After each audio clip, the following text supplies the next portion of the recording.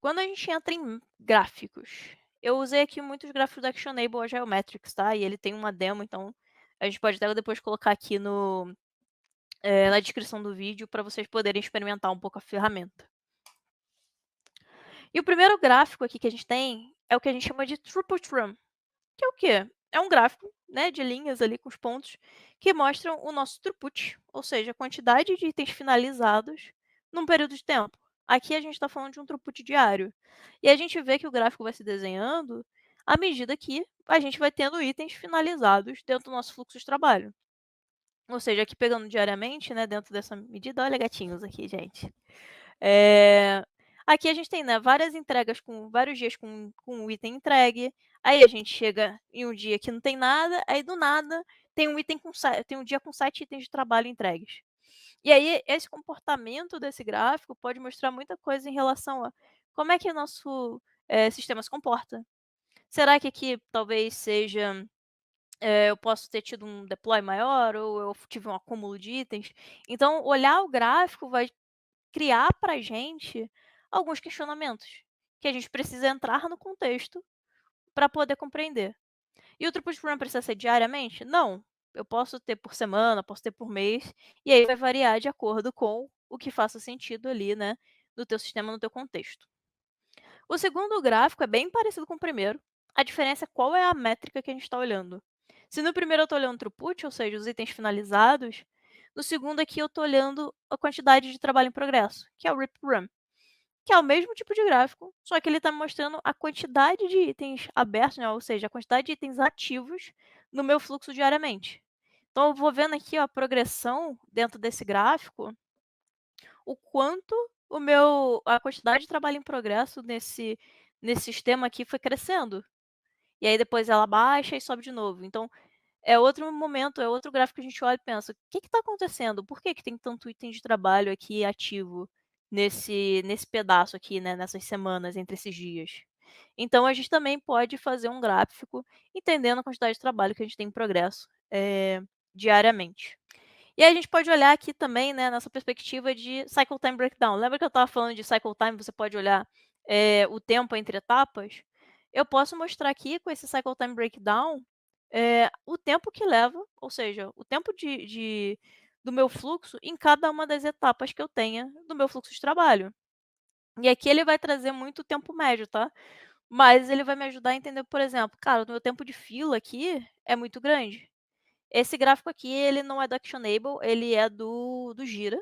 O Gira, a própria plataforma, a ferramenta da Atlassian já traz isso. Mas é legal você olhar o breakdown, por exemplo, para você entender, cara, qual é a etapa que demora muito tempo? Se eu tiver aqui, poxa, 3 dias em média para passar na etapa de delivery, o que está acontecendo?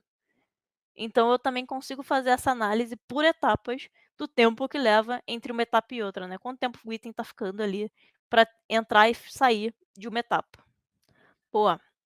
Então, continuando aqui, o próximo gráfico que a gente tem é o gráfico de histograma. Muita gente usa muito o histograma, principalmente para a gente olhar frequência aqui de cycle time, né. Como é que a gente monta um histograma? Eh, Imagina que a gente finalizou os itens de trabalho aqui, né, a gente tem esses itens prontos aqui em release, e eles têm esses cycle times, então eles têm essa distribuição de 3 itens com 3 dias, 1 item com 2 dias, 2 itens com 5 dias. O histograma, ele vai pegar esses itens finalizados, é como se ele tombasse para poder criar, né, essas barras e crescendo. Então ele começa a empilhar a quantidade de itens que foram finalizados com aquela quantidade de cycle time, por exemplo. Então a gente começa a ver essa distribuição. E ele vai mostrar muito, o conjunto para que da distribuição, ou seja, quantas vezes eu tenho, qual é a minha repetição de vezes que eu tenho de cycle times naquele tempo, né. Então, dentro aqui da minha amostra eu tenho 3 itens entregues em 3 dias. Só que essa não é meu gráfico favorito para ver cycle time. É muito legal, porque se a gente quer ter uma visibilidade rápida de cycle time, de como está a distribuição de cycle time, pega o histograma, é fácil, é simples, você olha e tua informação está ali. Só que eu gosto muito de olhar cycle time com esse gráfico que se chama scatter plot. Ele vai mostrar pra gente, de uma forma muito detalhada, o cycle time ao longo do tempo. Ou seja, ele vai olhar pra gente como os itens de trabalho estão distribuídos ao longo da nossa linha do tempo aqui, né, ao longo dos dias, e quanto tempo cada item levou para finalizar. Lembrando que quando a gente está falando de cycle time, a gente só está falando de itens que foram finalizados. Então, enquanto o item está em progresso, o item está ativo, a gente não tem cycle time. Ele só vai ter cycle time quando ele for concluído. E aí, olha que legal a gente tem aqui, né, no scatter plot.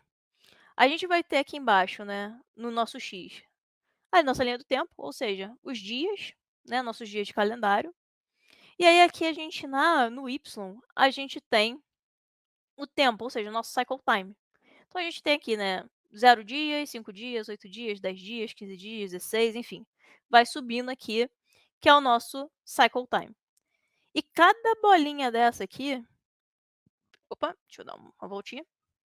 Cada bolinha dessa é um item de trabalho que foi finalizado no dia correspondente, naquele cycle time correspondente. Ou seja, tem um item aqui que pode ter terminado, por exemplo, eh, no dia 2/4, 2 de abril, e ele demorou 3 dias, para ser finalizado. Então é uma leitura que eu faço. E o legal do scatter plot é que ele vai mostrar os itens de uma forma na nossa linha do tempo. Então eu consigo ver poxa, se acontecer alguma coisa, por exemplo, eu fiz alguma mudança, ou mudou membros do meu sistema, ou eu comecei a limitar o IP, por exemplo, ou se eu trouxe alguma outra prática, como é que mudou o comportamento da nossa entrega a partir da leitura do scatter plot. E isso que é muito legal, porque eu consigo olhar como cada mudança está afetando o meu tempo de entrega.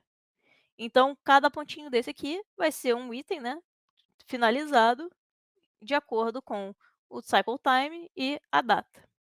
E aí ele mostra essas barras aqui, né, essas linhas tracejadas que estão relacionadas ao nosso percentil. Eu não vou entrar nessa parte percentil, mas isso aqui vai ajudar a gente, por exemplo, a tomar decisão também, tá, quando a gente olhar para percentil. Só não vou entrar muito no detalhe, porque aí a gente já entra um pouco no conteúdo do curso, é um conteúdo um pouquinho mais avançado. Eu quero mais que vocês entendam como é que a gente está olhando para o gráfico e como o gráfico pode ajudar a gente, tá. Esse gráfico, lembra do aging, né, que é o tempo que o item ali iniciou e ainda não foi finalizado?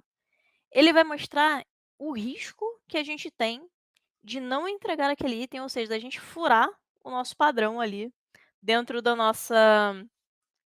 dentro do nosso sistema. Ou seja, ele vai mostrar aqui cada uma das etapas que eu tenho do meu fluxo e ele considera o meu comportamento do fluxo de trabalho, ou seja, ele vai pegar, internamente uma média de tempo que os itens levaram, né, e se eles cumpriram, se eles tiveram algum risco de atrasar ou não atrasar, eh, de acordo com o meu histórico. Então é super legal, quando você usa o Work Item Age de uma ferramenta, porque ele tem uma lógica por trás muito interessante de cálculo.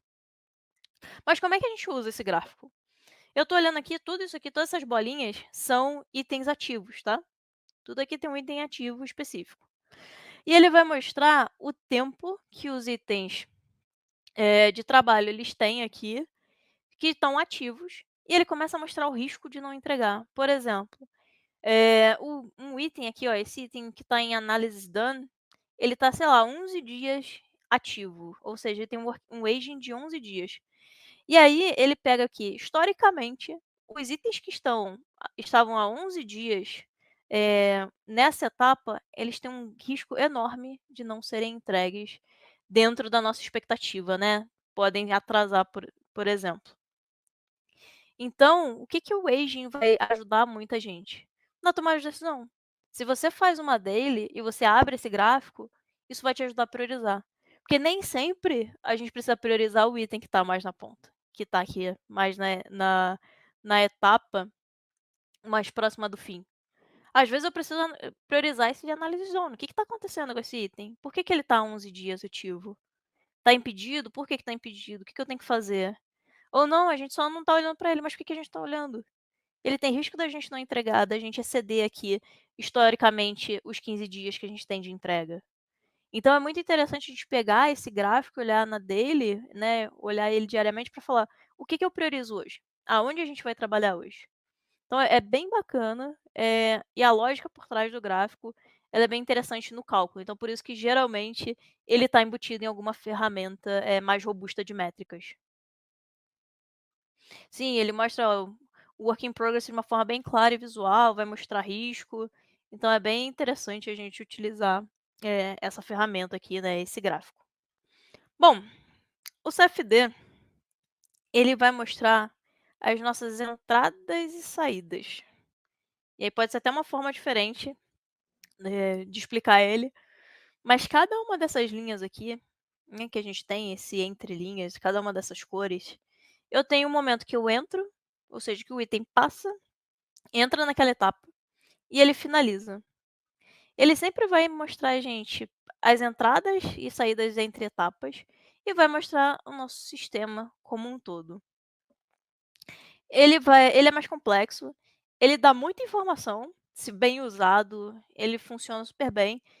Eu acho ele bem complexo para a gente querer introduzir, com quem é mais leigo. Às vezes, a mesma informação que você vai tirar no CFD, você tira em outros gráficos ou dentro do próprio quadro, né, que vai ser muito mais simples do que você querer analisar no CFD. Mas a gente vai ter uma se você sabe ler isso aqui, você tem uma gestão visual muito mais fácil de gargalo, de comportamento, né.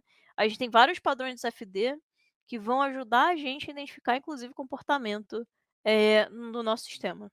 Mas rapidamente, né, como é que eu leria, né, como é que a gente vê esse CFD? Cada uma das etapas aqui da nossa legenda, identifica umas etapas, que são essas cores. E o que que a gente vê aqui, né, dentro do CFD? A gente vai ver a nossa quantidade de trabalho, em progresso. Então a gente vai ver aqui o nosso WIP, né, nessa nossa linha vertical. Na nossa linha horizontal, aqui, de uma ponta até a outra, eu vou ter um cycle time médio aproximado. E aí a gente tem que tomar cuidado com a leitura do CFD, porque a gente não consegue ter, nem sempre a gente vai ter números exatos, tá. A gente vai olhar muito médias, médias aproximadas, muitas médias, porque a gente está querendo entender o comportamento. Então a gente não tem, eh, muita visão ali exatamente do cycle time, mas a gente consegue ver mais ou menos o tempo que leva, para um item finalizar.